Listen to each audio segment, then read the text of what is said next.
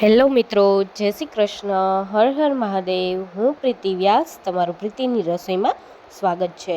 શ્રાવણ માસ ચાલી રહ્યો છે અને ફરાળી કંઈક ખાવાની ઈચ્છા થાય તો લેટ્સ ગો, ચાલો આપણે બનાવીએ એક જ મિનિટમાં બનતી ટેસ્ટી અને મસ્ત ફરાળી ભેળ. અહીંયા આપણે ફરાળી ચેવડો લીધેલો છે અને ક્રંચેક્સ વેફર લઈ લીધેલી છે. દહીં આપણે લેવાનું છે. અહીંયા મેં મેશરથી સરસ એને ક્રશ કરી નાખ્યું છે, જેથી એકદમ મસ્ત છે ને ભૂકો સરસ થઈ જાય.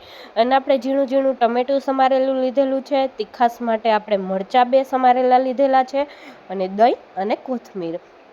એમાં આપણે અહીંયા મરચાં એડ કરી દેવાના છે, ટમેટું એડ કરી દેવાનું છે, દહીં આપણે જરૂર પૂરતું નાખી દેવાનું છે અને કોથમીર મસ્ત સરસ ટેસ્ટ આવે એ માટે આપણે ગાર્નિશિંગ માટે કોથમીર લેવાની છે. અને અહીંયા મેં દહીં લીધેલું છે અને દહીં નાખ્યા બાદ આપણે નમક, મરચું, ધાણા જીરું બધું સરસ ટેસ્ટ પ્રમાણે ઉમેરી એને મિક્સ કરી લેવાનું છે.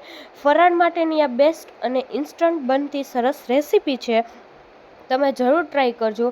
બહુ ઝડપી અને મસ્ત રીતે બની જાય એવી છે. અહીંયા મેં નમક એડ કરી લીધું છે, ધાણા જીરું છે અને લાલ મરચું હું લઈ લઉં છું. જેટલું તમે તીખું ખાતા હોય એ પ્રમાણે આપણે બધી વસ્તુ ઉમેરી દેવાની છે. અહીંયા તમે જુઓ છો કેટલું મસ્ત ભેળ આપણી સરસ ઇન્સ્ટન્ટ ભેળ તૈયાર છે.